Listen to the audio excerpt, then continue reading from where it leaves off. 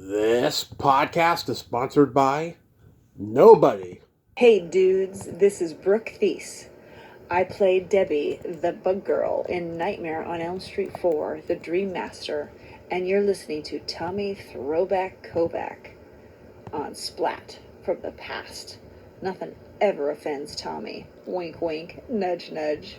Hey dudes, welcome to Splat from the Past, the only 80s themed horror sci-fi show where things can get totally radical. Now today, I will be welcoming back for the first time in 8 years my good friend Jennifer Rubin. You all know her as Taryn from Nightmare on Elm Street 3, The Dream Warriors, baby. And we are going to talk about a documentary she made. And I've seen it. It is just amazing. If you go on Plex.com, here I got the link in the show notes on YouTube and on social media. Watch Plex TV / movie, and all the other parts of that address. Watch Them Public Romantics. It is a hard-hitting documentary about a homeless couple who lives in LA, and it is eye-opening and riveting, to say the least. We're going to talk about this documentary. We're going to catch up on life since the pandemic, talk about the horror conventions she's been doing and so forth. It's going to be a great talk. It's going to be great to talk with Jennifer again. It's been, like I said, 8 years on the podcast, but we still talk every now and then in text messaging or unrecorded call. And I just adore Jennifer so much. Can't believe I've known her 10 years already. It's crazy. Also, rest in peace, Hal Williams. Lester on 227. I tried to get him on last year for the 40th anniversary of 227 and the 45th anniversary of Private Benjamin, and I couldn't make the connection. I'm sure his health was awful by that point, but at least I tried, and he was hilarious on those shows, and he seemed like he was a nice guy. So, rest in peace, Hal Williams. So yeah, here is my new interview with Jennifer Rubin. Okay, asshole, let's dance.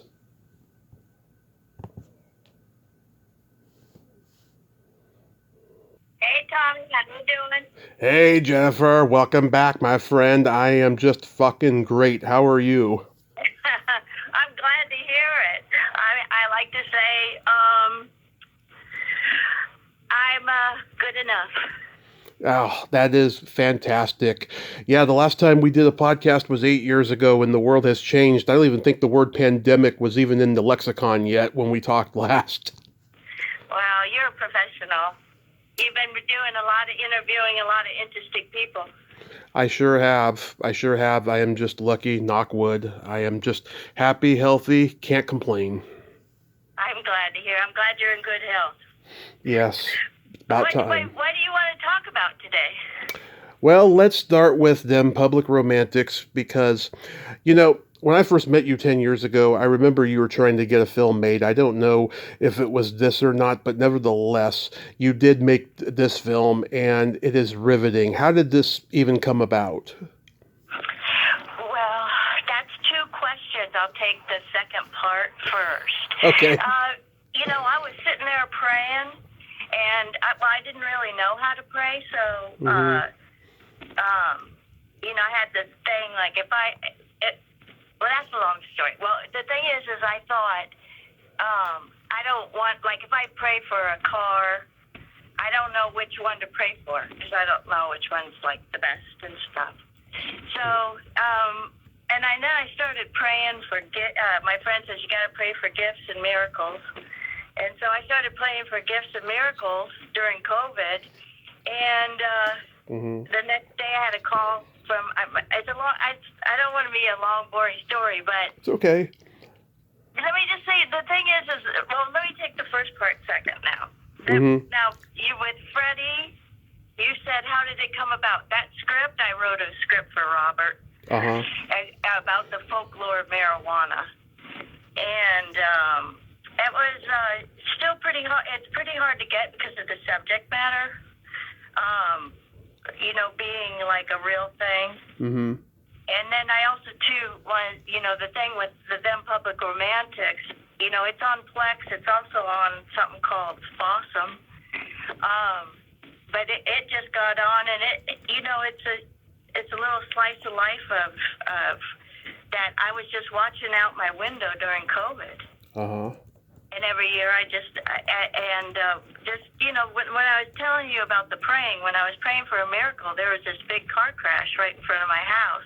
And I had my camera, and I just thought it was God's way of saying, keep your camera on them. They're important. Juan and June and Neon Leon in the movie. So you got the idea. You saw, this couple. They were probably outside your outside your window. You saw the situation that they were in and how fucked the LA situation of homelessness is in general, and you were inspired to make this movie. Yeah, absolutely. I never knew. Well, first of all, you can tell me, didn't you enjoy it? Wasn't it entertaining? It was, the movie opens with, this African-American guy who's nude with his dick hanging out. And I was laughing at first, but then as it wore on, I felt sorry for the guy because I see what his day consists of. And that just really hit me. I was homeless for 4 years leading up to me starting my podcast. And it wasn't homeless to the same degree that these people are, but I saw a lot of those people, and it's heartbreaking because they're victims of a flawed system. They probably self-inflicted their homelessness in some ways. Who knows? We don't really know the person's story. It's hard to get answers out of them sometimes, but we just know that they're human and that they're victims of a flawed system. Yeah, and what's phenomenal about everything that happened is that they are always talking about that. Now you have to remember, I'm just, Martin Scorsese said it takes a lot of strength to hold up a camera. And I just held up that camera. I never knew what was going on, and the fact that Neon Leon came there and that police light and everything, and the poetry of it. And because poor people love, in a way, maybe like homeless people love. And these people are loving people in a bad situation. They don't have anything between them. But they're loving each other, and it's just, they're so beautiful. And there's just something, there's something about looking at somebody who's down by the gutter and thinking about, let's lift them up. And then, instead of like rich people, like always watching a rich person get taken down a notch.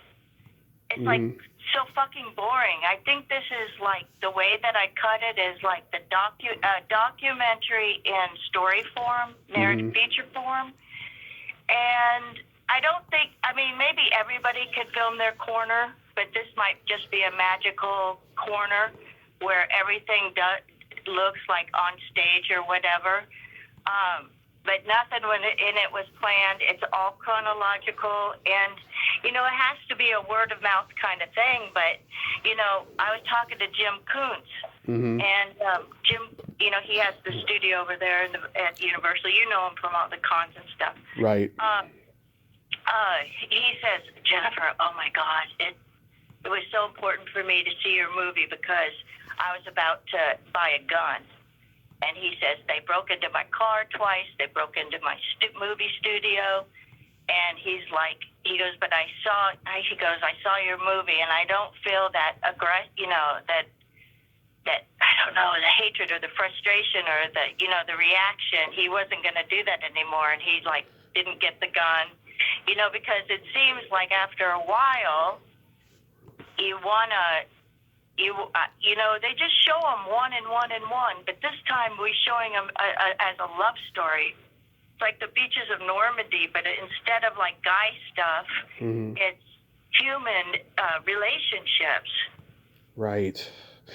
And, when I first heard that title, Them Public Romantics, I swear to God, I thought it was a rom-com you made because I thought maybe it was like a rom-com that takes place in the South, Them Public Romantics, but Them is the name of the couple, right? Well, she asked me to say it. I didn't even title it myself. Mm-hmm. She says right there in the first 5 minutes of the thing, she says, because I was going to say, how are you because I was saying homeless, but she cut me off at home, and she said, can you say them public romantics? And I was like, yeah, sure, because I get that they're married as far as I'm concerned. They always refer to themselves as married. Yeah, I think it's got an ironic sadness to that title that just works very well for the movie and stuff. Yeah, it works great for the story, but it doesn't work for the movie because Amazon said they would not take it because them was in the title. Oh, and God. I was like, they weren't even shy about that. And then there's some people this is why word of mouth is so important. I think maybe the men up there in the studio, all clothed and stuff, are a little jealous of Neon Leon naked. But you can't see it. You can't see. You could see. You have the impression you see everything with him, but you have to get a magnifying glass because it's just like the shadow of his dick or the cut light going over him or even when he's, I don't want to ruin it anything. But anyway, I hope he becomes a movie star because I think he should be the movie star from the sidewalk, Yeah, and oh my God, this fucking gatekeepers when they're telling you not to use certain words and shit, it really gets fucking annoying. Had to deal with that in the comedy clubs when I did stand up. They used to say don't say queef, don't say pussy, don't say this or that. It's just so annoying. Yeah, I thought you are a good comic. Thank you. You know that, Tommy. You are. Thank you. I forgot what I was going to say. What did you just say? Oh, about the title and gatekeepers and how stupid they are. Gatekeepers and stuff like that. Yeah, well, the way that this is, I felt like since I had such strong answers to my prayers that I said, when I released it, it's in God's hands. Like, it has to come from the back door up and through the vines and stuff like that. Because the thing is, it should revolutionize documentaries because I cut it into a movie. I cut their story into a movie. You know what I mean? Right. I don't mean to toot my own horn, but that's we aren't doing a it's called a biography. Right. And I was talking to the agent who's representing it, and I was saying, when he told me, they have a little bit of problem with your naked man, and I was like, well, why don't you? Because it is like a horror story. Why don't horror romance? Why don't you go over to Nightmare on Elm Street and Bad Dreams and tell them, that Jennifer Rubin, who has an audience, a horror audience, to go over there. He goes, okay, I'm going on vacation. I'll do it when I get back. So, but,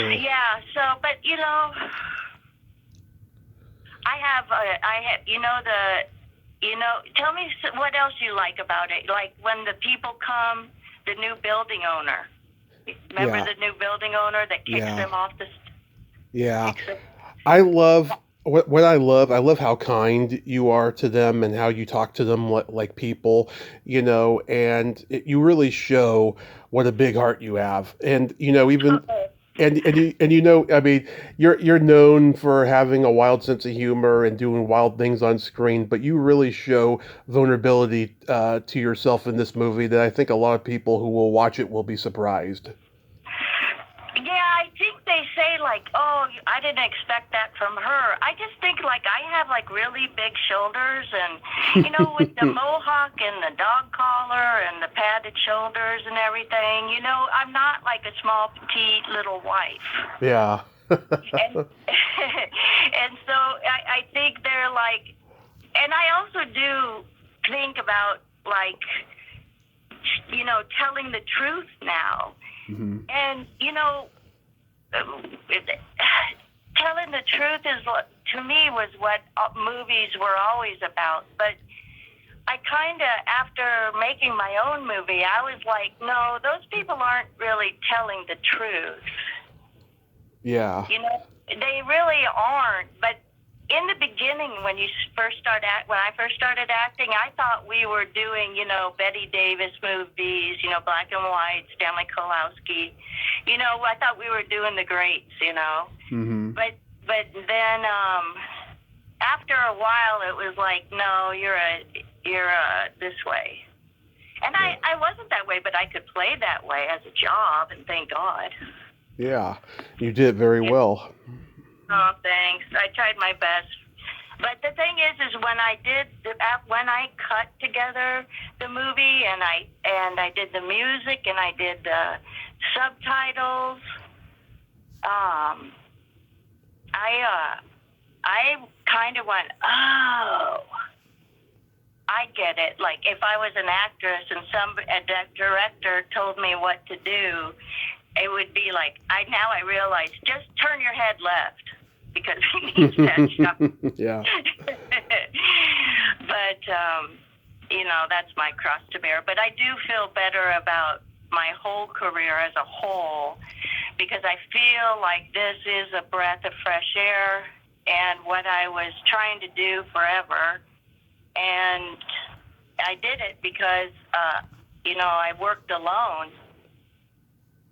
You know? Yeah. Because otherwise, normally, if I say anything, people say, no. Yeah. Well, you crowdfunded the movie, right? I cropped it? You crowdfunded the movie? No. Oh. Okay. No, there's no money in that. Oh, okay. What I did is I just bought SD cards. My friend lent me her camera. I just did SD cards, and I'd have to buy those, but I could buy those in bulk. I get it. And then I got DaVinci Resolve, the editing software. Mm-hmm. And I didn't know how to color grade. I was really scared about that. There's 2 scenes in there that I could brighten up, but this one girl said to me, from Black Ferret, her Black Ferret camera, Veronica, she said, do you want me to teach you how to use the color grading? And I thought, oh, God, I'm going to have a heart attack. Yeah, okay. And all she did was come over, she pushed some little button, turn it on. It's just like, okay. Because, you know, in the darkness, remember when he's in the nighttime just standing there? Yeah. Wasn't that beautiful? That was very beautiful. I was like, oh my God, that's almost like a John Ford shot. And I seriously mean that.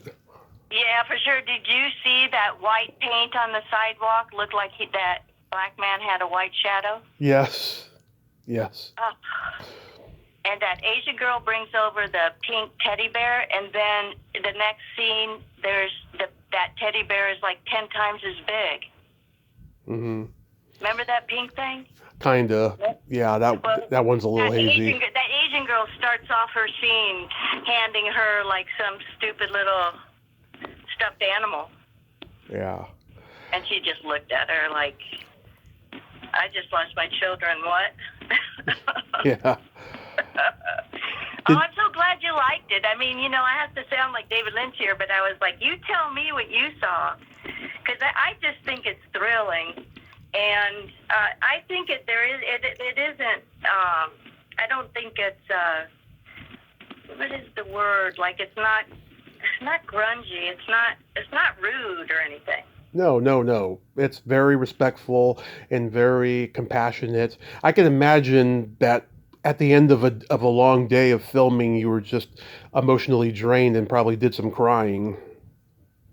Well, I learned a lot about relationships because in the beginning when I first saw her, I said, oh my God, she's having so much more fun than I am. Mm-hmm. That's how I looked at her. I was like, wow. I mean, this girl does not hold back. And then their love language, they were argumentative in their love language. And, you know, the film that I cut together is like I think about the first 2 years But it goes on. I've had 5 years of this. I'm going to do the docuseries in 2, like 8 to 13-hour long versions. Mm-hmm. But their love language in the beginning was that they argued. It was their glue. And then I would just watch their relationship. I would just, because it is a relationship movie. Mm-hmm. It's almost like we're looking at domestic abuse without a wall. Yeah, Don't exactly. you think? Exactly. That should have been the tagline. Yeah. Well, I'm not going to use the word them, and when I do the other one, but the thing is like in the beginning, like when I did Permanent Records with Keanu Reeves, somebody was asking some questions, and he just said something like crazy. Mm-hmm. And then I looked at him like, you didn't answer the question. He goes, you can say whatever you want. And I was like, okay, no. But now I kind of feel like I forgot what I was saying. But what do I feel like? About Keanu Reeves on Permanent Record. Yeah, like saying something, but now the next title will be something that I won't say them Public Romantics Part 2. I'm gonna this is what it was. It was like the integrity of, like, I told June that I would say them Public Romantics. I told her right there on camera. She asks, Mm-hmm. and that's the title I'm giving the movie for her. And if I have to retitle the docuseries, not them, this will be exclusively for June, in dedication to her. But I'm gonna, I don't know what I would change it, because when I change it, I'm gonna change it due to the building owner. Mm-hmm. Next part is that building that gets deconstructed and constructed. I feel like I'm rambling, but you know what I'm talking about. Yeah, no, I get it. Have you seen them since you made it? Oh God, I stopped. Technically, I stopped filming maybe about 4 months ago. Mm-hmm. I have my camera right here, and I still film it, but there's some characters that I will see. No, I don't know if he got deported or. I filmed him. I went over there and asked him, because the police were all over there, and then I was like, what are you going to do? And he did the same thing. He just went down the street for a little while, and then I talked to him, and he said, how it seemed like he doesn't speak English. Yeah. So I said to him, because I went over there, because I think it's an important question. I went over there and I asked him, did you come here for a better life? Mm-hmm. And his shoulders went straight up to his ears, to the bottom of his ears. So Yeah. I know he speaks English, because he was like, yeah, he had a better life where he was, and now he's living like this here. Did you? So yeah, no, it goes on and on and on, and it's and stuff. Sometimes they break up, and then if they break up, then the men just come and beat the shit out of them. Car pops the curb, runs them over. Yeah. Did you have any awkward interactions with cops? Oh no, they're featured everywhere, because that movie I told you about that I wrote for Robert, The Folklore of Marijuana. Mm-hmm. In that script, there are no cops, because I was like, we'll solve it ourselves on our farm. Mm-hmm. And they're like, no, you have to have cops. So I knew that there's a cop car, and behind going by, there's always somebody with legal authority, because behind the scenes, if you watch it again or something, but if you notice, there's like almost a policeman in every shot. Wow. Because I don't want them to say this is like, wow, in some, out of the way place. Mm-hmm. It's not. It's right here. I've always been attracted to this, though. It's very Steinbeck for me. Yeah. Isn't it? It is, very much. Yeah. there's a lot of surprises in it.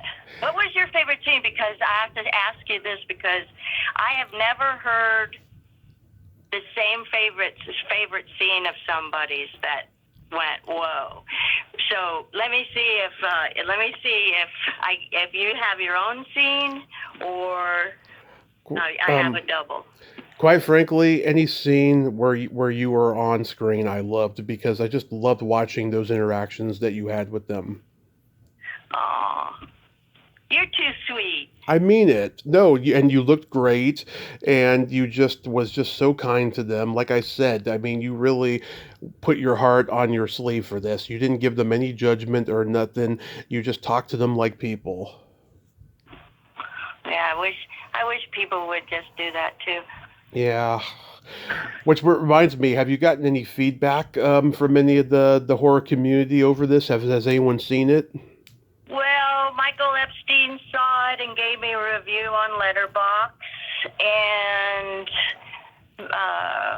Bobby and Sandy, my friends, gave me a review on Letterboxd. Mm-hmm. Jim showed me Letterboxd. I never heard about it, but I did tell. I was somewhere. Oh, I was I was at Spooky Empire. Yeah. And I had the poster, and somebody made me a QR code. So everybody I said hello to could take a picture of the QR code. And but I think it'll take some time because it's a word of mouth movie because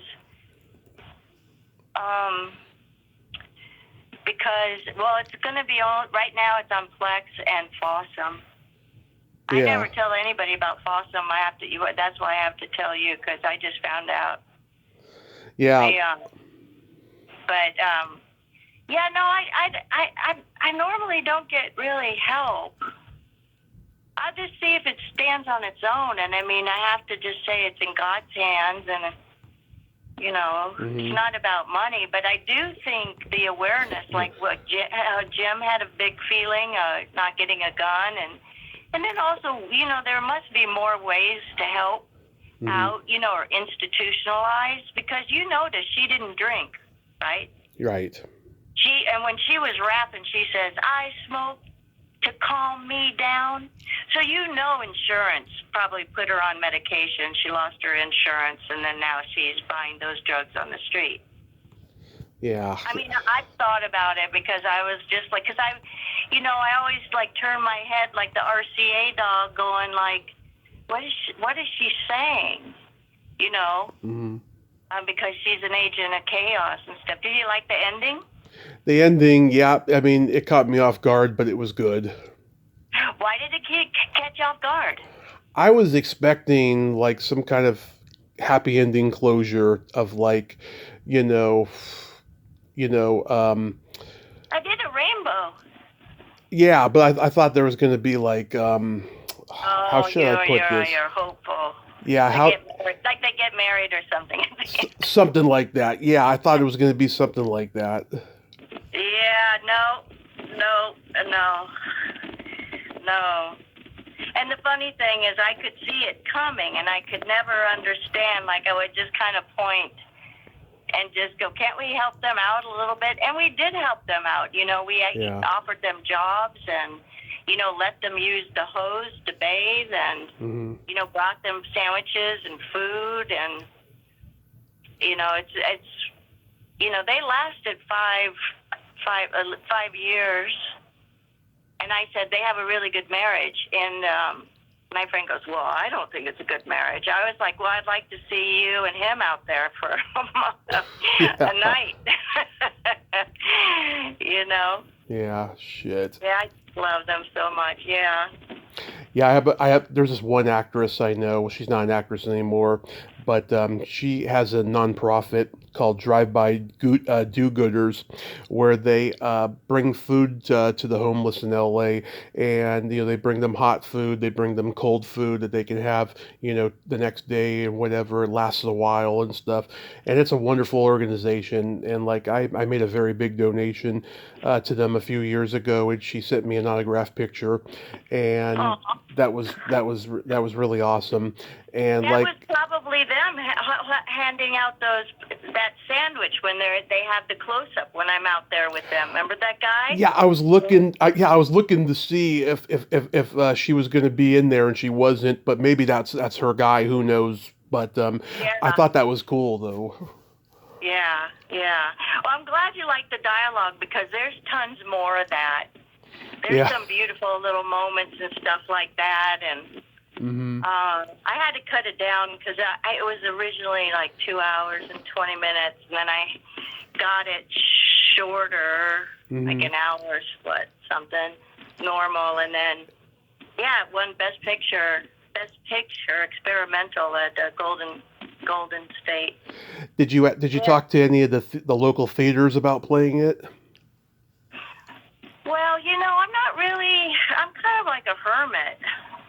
I kind of feel like I'm Kurtz at the end of Apocalypse Now in the cave. Like, wow. I'm pretty much a homebody. I'm trying to think, how do, I could just be around and be available, to listen to what you think about it and that kind of stuff.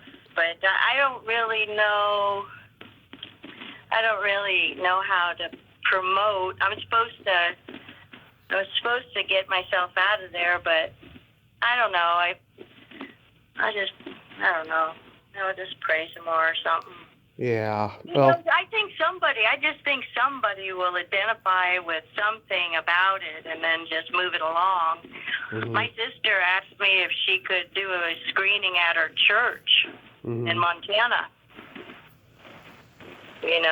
But I own the rights, so if anybody wants to do a little screening, I'll let you screen it. well, before you show that at a church in Montana, you better warn them that there's going to be nudity at the beginning. Oh yeah, no, the priest there said he saw it. I had lunch with the priest there. He saw it, and he felt about it the same way you did, without probably having the experience of being homeless yourself. Yeah, that's. Well, I'm glad you got out of that. I kind of feel like that too. I'm really glad to have a roof over my head, and nowadays, and you too. Yeah, it's a gift, a real gift. So I'm curious, Jennifer, what's your favorite movie of all time? Well, maybe Chitty Chitty Bang Bang. Oh, I love it. I know. I like Grandpa going up in a balloon, and that reminds me of my childhood. I like Miss Pettigrew Lives for a Day because Frances McDormand, she's like the second lead, and she has a love story as well. Yeah. I thought that was real intelligent, and I like my movies really intelligent or super dumb. Me I too. like Jackass, man. Me too. Yeah, I love raunchy, dirty comedies. I missed them. I wish that Hollywood would make them again. Yeah, that's why it's so important that them public romantics do something, because I showed somebody at Apple, the movie, and they were so surprised and they loved it, and I bet they took it and showed somebody up there that has some money and say, this is as far as we can go. We can push the envelope further, because I opened the door for it. Yeah. There doesn't have to be such,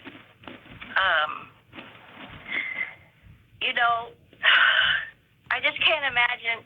I can't imagine anybody not relating to that film. Yeah. Because I think people with money will relate to it and can say, I can donate. And then the poor people can say, emotionally, I feel this, and that was very cathartic.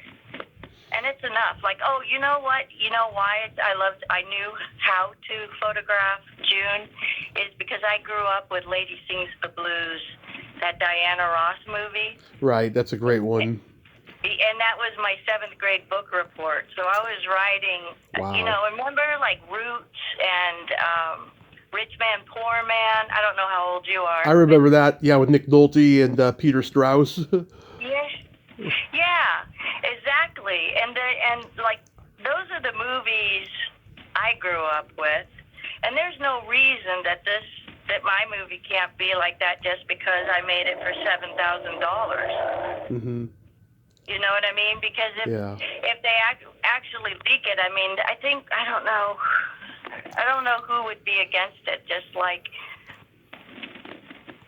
Apple did say, you sure have a lot of police there, and I was like, oh yeah, sweetheart, I do. Don't tell me you're not right there looking away. You know what I love about Chitty Chitty Bang Bang is Benny Hill. Yeah. I love that he's in it. He was great. Yeah. Oh my God. Especially when he has like a raincoat on and he comes in the door like a quack quack with the women. Have you ever met Dick Van Dyke? Oh yeah. I did a movie with, I think his grandson or something. I had to. Yeah. I heard he was in it. Yeah, no, I love Dick Van Dyke. In fact, my dad brought me. Dick Van Dyke had a studio in Arizona where I'm from, Mm-hmm. and my dad took me to the Dick Van Dyke studio, and that was when I found out like everything is fake. Mm-hmm. I was so heartbroken. I was at my first Monsterpalooza 10 years ago, and when I got back to the hotel, I found out Dick Van Dyke was there walking around, and I missed him. I was like, God damn it, I was like, I didn't know he was going to make it to 100, and so I was still, I knew he was in his 90s, and I was like, fuck, I missed out on my one chance to meet Dick Van Dyke. Charles Ships in the Night. Yeah. Yeah. I had a couple run-ins, like the complete opposite of that. I came running out of the girls' bathroom at New York City Airport, mm-hmm. and ran smacked into this big, tall man. And I picked my face out of the middle of his chest, mm-hmm. and slowly, looked up his chest, his neck, his chin, his mouth, his nose, his eyes, his afro, and it was Muhammad Ali. Oh, damn it. Well, you know what I said to Val Kilmer? I said, you make a better door than a window. That's hilarious. Yeah, I did that to Tommy Lee Jones, too. I came flying out of Popover Plums on the Upper West Side of New York City and crack, just smashed him like football. Mm-hmm. And he thought, I don't know, what he's thinking probably. Can't walk down the street. I just bumped into him. But it was funny. I just thought that was a hoot. Yeah, no, there was J.J. Abrams was at Monsterpalooza very early in the morning, and I missed him by a half hour. Oh, shit. Yeah, that hurt. I did. Like all these cons, all these people that were great people we get to meet, because now they come in the audience, and then they come at the tables, and it's all fantastic. Yeah, I heard Slash was there once, and I missed him. I did get to meet. I saw him that day. That was the day J.J. Abrams came in the morning. Yeah, I did get to meet Ron Jeremy there once. Oh, yeah. I did too. Benicio was there. Mm-hmm. Oh, that guy, Jason Segel, and his wife were there. Uh-huh. German in Venice was there, walking around. It's kind of fun. It's just a lot of fun. There's such a bunch of interesting people. It's great to be in the arts. Yeah. What are your top 3 Desert Island albums, like, for music? Oh.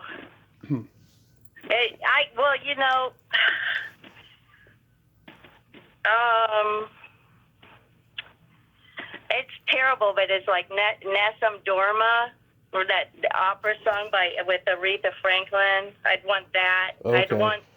It's not the something of the Valkyries, but there's this one on YouTube of that old man looking at,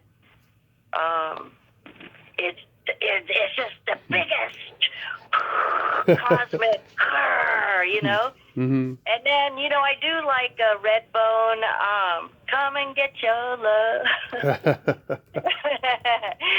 I like that. I like Redbone. I really do like. I'm from Arizona, and I was raised kind of when there was buffalo and orange trees and canals of water and stuff. So I really like Navajo stuff. Without anything other than I think it's like they're talking to the universe, or like they're kind of low to the ground. Like you can see a lizard and a fox and a roadrunner and a saguaro, and not a bunch of grass, no grass. I lived there very briefly back in 2007. And it was too hot. I mean, I love visiting my cousins there, but I couldn't live there. It was just too hot. I fell down the Grand Canyon as I was trying to cross to get to the Arrowhead Mall. It was just insane. I fractured my kneecap. It was just, crazy. Yeah, I love that. I mean, I even looked into Death Valley to see if it was livable. I could do it. Mm-hmm. I must be it's from Mars or something. I love that. It can't get hot enough. I just love that. I just love it. Sometimes when men, mm-hmm. Try to hit on me and stuff, they always kind of like, they're older now, so they just show mm-hmm. you like a house with a lawn. Mm-hmm. And I'm like, ugh, no, no grass. I just think of I just like picturesque Arizona, U2, like U2 album. U2 is great. The early U2, it's dynamite. Yeah. Yeah, Blooded Sky, all the colors and stuff like that. Yeah, I guess to each their own, though, because I went to Paris, and then this French guy was like, "Isn't the sky so beautiful?" And I was like, "Where?" And he goes, "There." And I'm like, "Where?" And there was this wisp of pink. Everything else was soft gray. I was like, "No, I'll show you beautiful. That ain't it." So, yeah, I just, I miss it there. But also, too, I don't know, I would kind of need to live, in the mountains a little. I don't know. It just you got to live in the shade a little bit. Yeah, I got to tell you, my top 3 Desert Island albums, you're going to love this. The first one is The Doors' first album. Yes. Fantastic. Absolutely. Every song is a fucking masterpiece on that album. All of them. Yeah. I can hear it from beginning to end in my head. From one ear to the other one, I imagine it's clear as bell. I understand it for sure. Van Halen's first album, another, and the Go-Go's first album. Those are just fantastic albums. I would trade out the second one you said for ZZ Top. Which one? Legs. Oh, Destroyer? Yeah. That's a great album. And then the Go-Go's, I'm glad you have a girl band. Yes. My favorite band of all time is the Bangles. Oh, really? You like Susanna Huff's voice? I do. An adorable voice. I think they all have great voices, but yes, I mean, they're all just a very talented band. Yeah. I'm very jealous of musical people. Me too. I can't do it and can't even sing, and it's so frustrating. I guess I'm a photographer. After all that's said and done, model, actress, turn photographer. I feel the best. I feel the most complete being behind the camera. Yeah. I think I understand that, and sometimes being in front of the camera, I probably don't really understand the relationship. Oh, that was another question I was going to ask about about them Public Romantics. Was the poster, like, who shot that?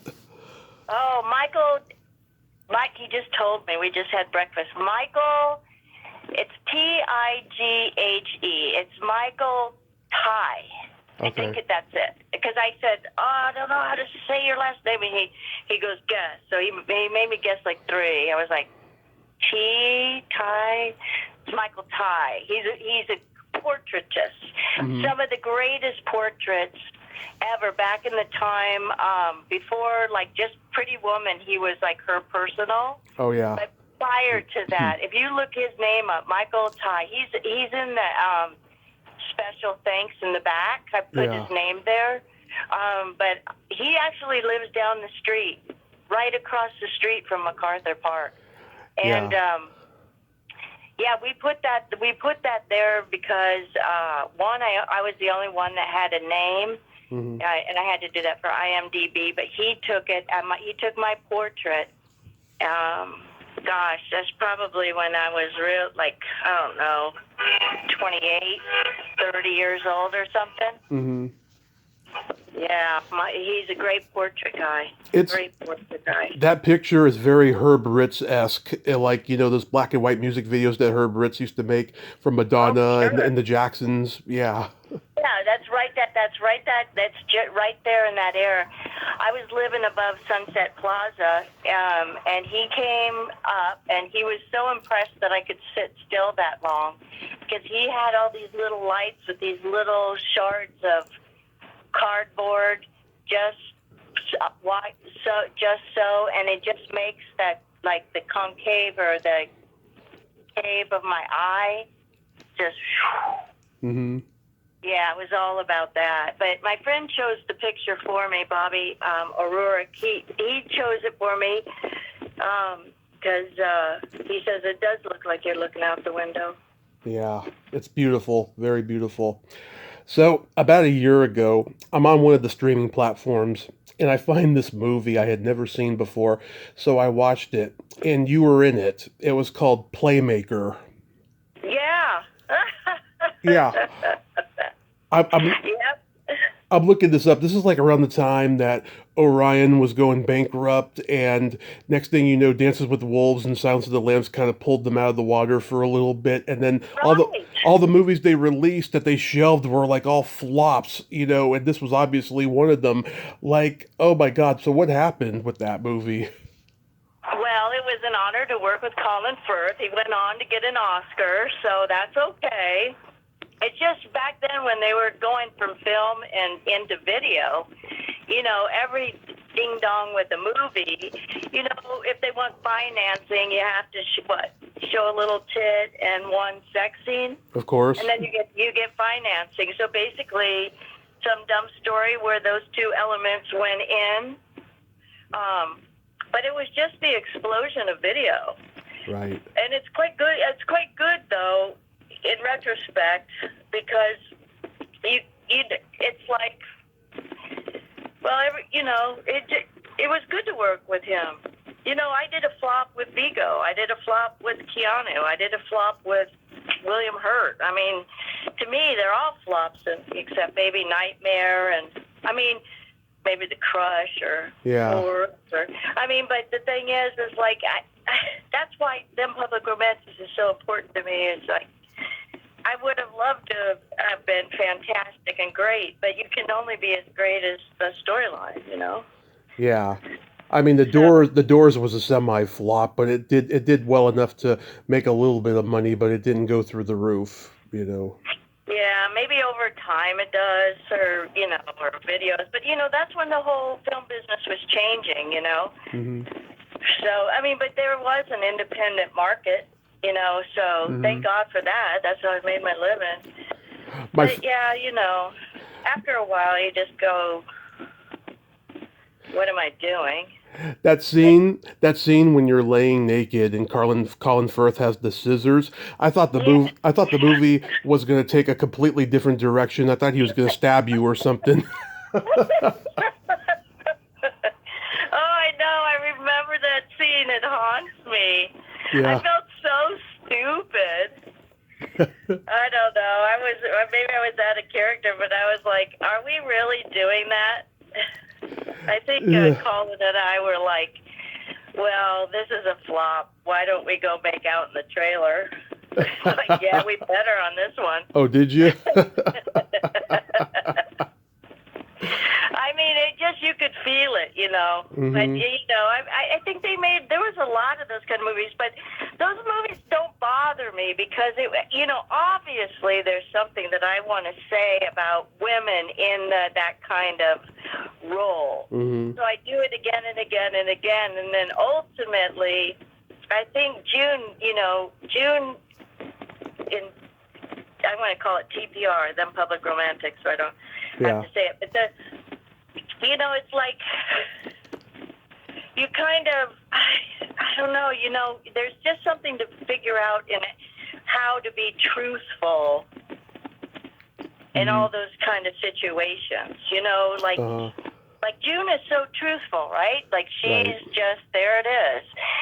But the thing is like you're working with these men in this kind of male fantasy, and you don't really have a say, and it's even awkward, because I don't know if it's, what's the point? But anyway, everybody gets to, you can get financed to show a little tit in a love scene, and a lot of those movies right around there had just exactly that. Some people put more love scenes than were necessary. Yeah, but that's how you got financing back in the old day. Not me, them. Yeah. My friend Jennifer Rubin played Terry in the movie. She's great. I love her. Oh, really? Good. Yeah. See, it's a job, But you go. That's so great when you said like you didn't expect this movie from me. Yeah. You see how I was trapped by I don't know if it was just like my C acting or my looks, but I was definitely just put in roles. And then in the end, you kind of see when if I can push out my own art, it's like, wow. Mm-hmm. She's not just, because also too, some people said to me, they said, oh, Jennifer, most people quit. And I was like, oh, no, I ain't quitting. I'm not quitting my movie business until I get it off my chest. And there's nobody to blame but myself, and I'm going to try to be as clear as I am. And, this thing could be like Blade Runner. And, like, from 25 years ago, it's, and 25 years from now, it can be great.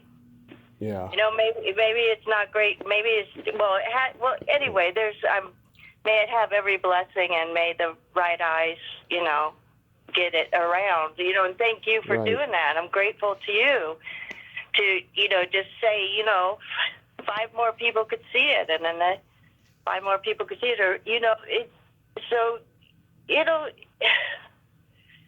it's a complicated thing, because it depends what the men want. If the men can get past Neon Leon, because some people can consider the want to talk to me about technical. Do I have a close-up, medium, wide shot? It's not about that. Right. And in fact, if there's a lot of technical mistakes in it, I wish there were more technical mistakes. Right. It's really about the story. And at some point, like a truthful story, that's the thing, is it's truthful. Yeah. And if it has something going against it, it's probably that it's truthful. So let's look at it. It happened, you saw it right out of your window. You saw it. It was right there. That's why it's truthful. Yeah. And in the long version, it'll even be, you'll even some of the things you assume when in the long version, it'll go, oh, I thought the guy with the shovel was a bad guy. Mm-hmm. In the long version, you'll go, oh, I gotta rethink that. Or you'll think also too, when June leaves him, he gets his ass kicked by tons of guys and run over by a car. And I started to think, oh, I see why guys date mean girls. Yeah. You just keep one junkyard dog around there and your perimeter is safe. No one would fight Juan with June there.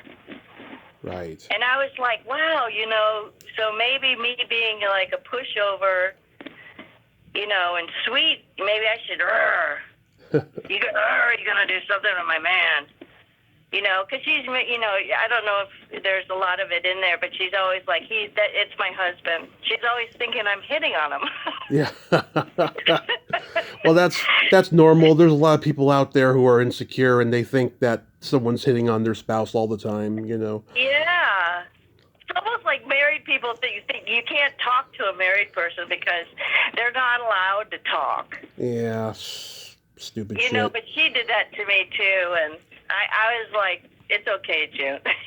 It's not me. But I mean, he did hug me and tell me he loved me. Oh, that's sweet. I was so surprised. But the thing is I kept going back over to him, especially when more dump trucks came and they come with the big bulldozer and stuff. And Yeah. but that's for later. But you know. So, in this post-pandemic world, are you still teaching swimming? I wish that's when they ended my job there. Oh. And it's a young man's game there, you know. Yeah. I was the only 60-year-old. Everybody else was about 24. Yeah. But I'm a swimmer, so Yeah. and also too is the best. I took that quiz where you do 500 questions to find out what you would be good at, you know, as a job. Mm-hmm. And it said I should work half day outside and in water. And that's exactly what I ended up doing. So Wow. for an Olympian. So that was awesome. That was a really awesome job. I did it for 7 years. And then COVID. And then I don't know what happened over the last 5 years. Yeah. I wrote a couple of scripts, but, you know, the money people get the scripts from the colleges, so it's a waste of time. Mm-hmm. Conversations about money are a waste of time, and that's why I got my own film. Yeah, that's what I mean. It's just like, you know what I mean? Like, Yeah. I have $5 million. No. I was like, okay, so I'll go do it myself. So do You you know have what it's like. So do you have any upcoming convention appearances? Yeah. Creep, IE. Mm-hmm.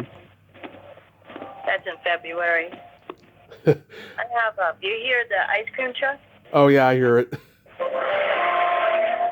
In the long version of TPR, it's I have great footage of the ice cream truck, man. Yeah. I do. I have the whole deconstruction and the construction of the building that they kick Juan and June away from. Mm-hmm. And you know, in Japan, you're not allowed to have cameras on a construction site because of like workmen's insurance and stuff. Mm-hmm. And so, but I shot everything and had a clear view of this beautiful teamwork of these men who built this building. So I'm going to do that. And it's a family picture. It's a family, family, seemed like a family business, but it seemed like it had a great-grandfather, grandfather, father, son. Sometimes wives would come and certain issues would happen in the fulcrums of the building and stuff. And Mm-hmm. I got it all. And the guy with the Bentley just kind of looking at dog shit on the sidewalk. It's pretty good. That's hilarious. So real quick, we got to play my secret silly game. This is a series of silly slumber party questions. It's no win or lose, just pure fun. And how the game works is I ask you the question, you answer it, then you ask me that exact same question and I answer it. And feel free to comment on answers because they might be funny. Okay. Okay, Jennifer, are you ticklish? Yes. Are you ticklish? I'm very ticklish. Yes, if you tickle me without warning, I might hit you in the groin. Yeah, I get you. Is your belly button an innie or an outie? Innie. Is your belly button an innie? It is also an innie. It's deep. I call it the bottomless pit. Are you chubby? Well, you've seen me in person. Yeah, I mean, I was chubby. I mean, I'm starting to lose weight now, but I was chubby. Yeah, like all my life, I've been going back and forth from being chubby to not chubby. Okay. Um, that just tells me how deep it is. Yeah, it's pretty deep.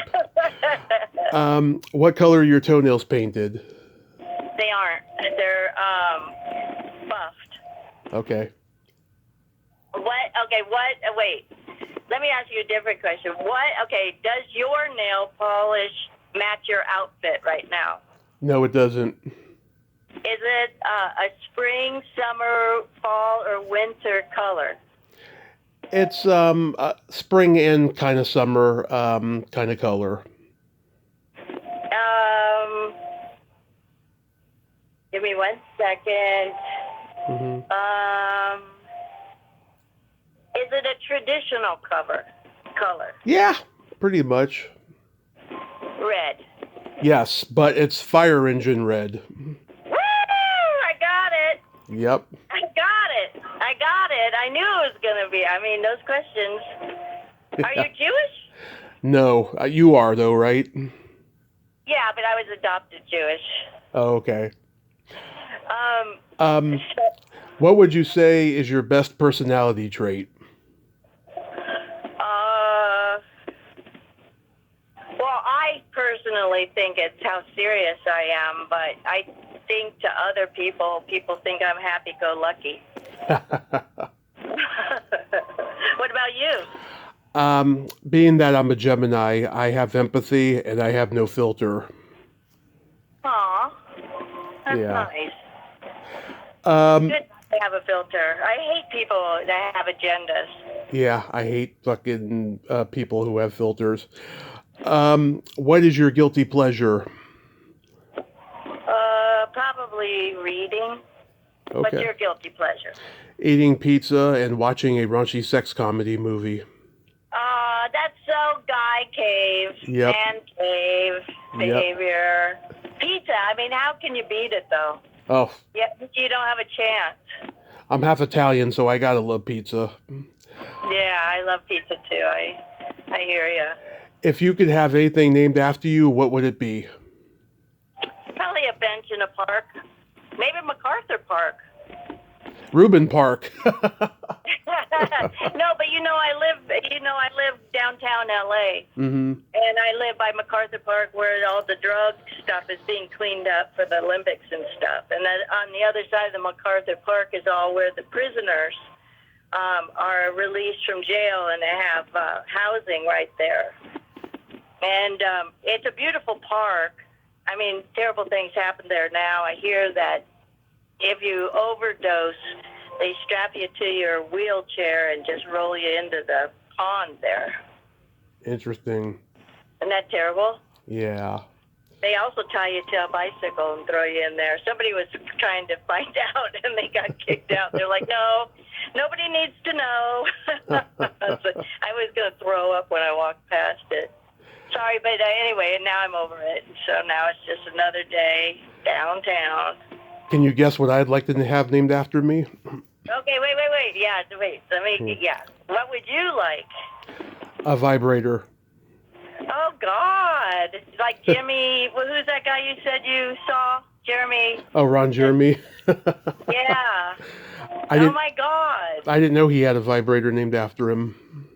Well, he probably has a dick that's like a rubber dick. Probably. Yeah. He probably does. I think he does. He has a really nice house. He probably has all sorts of stuff. I think big business. I think his dick is overrated, though. I think it's not as big as people make it out to be. I used to live down the street or up the street. His house was below mine on the hill, but he was the guy who could bend over and suck his own dick. Oh yeah, of course. You know that guy? Yeah. Yeah.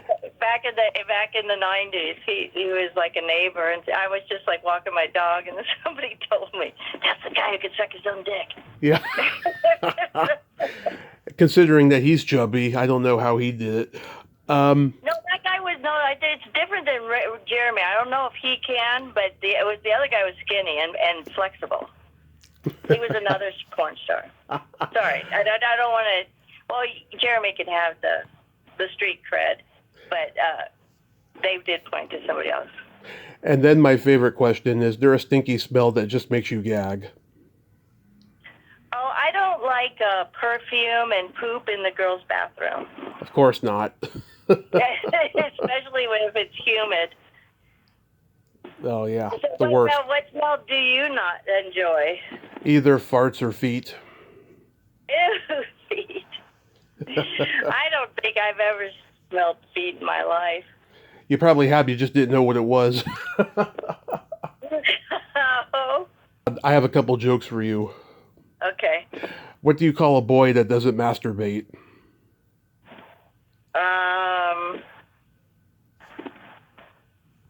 I don't know. A liar. Oh, okay. Okay. I was going to name somebody. Oh no. No, I'm just kidding. What, you know the difference between a golf ball and a G-spot? No. A man rather spend 20 minutes looking for a golf ball. Do you know the last sound pubic hair makes before it hits the ground? No.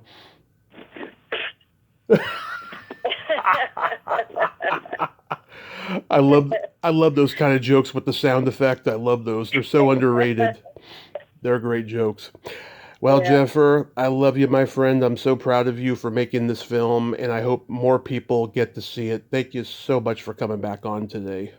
And thank you, Tommy. I wish you the best. Stay in good health. I love you, and I appreciate this so much. And I'm really glad you liked the movie too. Yes, and I like you, and I think it's just terrific. You do, it makes me happy that yeah, and also I don't get out to cons much these days because they're so fucking pricey, but I hope I get to see you in person again one day soon. All right, Tommy. All right, you take it easy, and thank you so much. Have a great rest of your summer. Be safe. Okay, take it easy. Bye. Okay, bye-bye. Well, there you have it. Jennifer Rubin. Oh my God. That was a great belated, third interview that we did. And you could just hear her humanity and the humanity in her voice, and just go watch that movie. Go download them Public Romantics off of Plex, and that one she mentioned, Fossum, I believe, and you will not be disappointed. I mean, it's a great, thorough diaphragm of who Jennifer is as a person. Like I said, she's got this wild sense of humor, and she loves to do wild things on screen, and when you meet her at conventions, she's a hugger, and she's a ton of fun, and she's got great stories and stuff. But to really get a really good view of who she is, go watch them Public Romantics. I mean, it will be a complete mindfuck.